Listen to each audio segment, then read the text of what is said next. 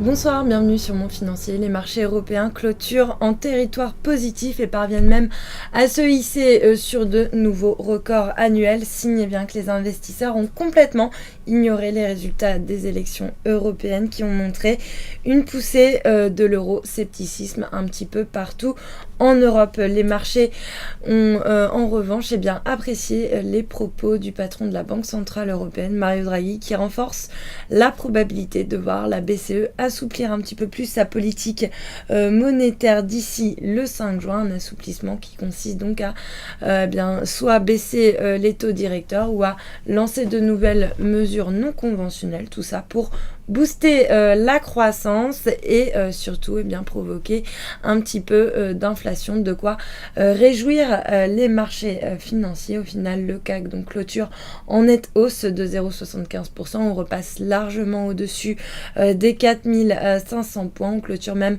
sur un plus haut de 52 semaines à 4526 points. Ailleurs, même tendance, Francfort avance de 1,26%, l'Eurostoxx s'adjuge 1,1%, tandis que Milan signe la meilleure performance avec un gain de 3,5% du côté des valeurs. Maintenant, le secteur des SS2I était particulièrement bien entouré aujourd'hui. Capgemini notamment, qui a profité d'une annonce faite par Atos, qui annonçait donc un projet d'OPA de 620 millions d'euros sur la société informatique Bull. Objectif donc créer le numéro 1 européen du stockage de données à distance, une OPA qui a donc boosté l'ensemble du secteur des SS2I. Accor, soutenu par une recommandation positive, s'emparer de la tête du CAC, suivi de Vallourec qui va fournir des solutions premium pour conduite sous-marine dans un projet au Ghana. À l'inverse, dans le même secteur, Technip était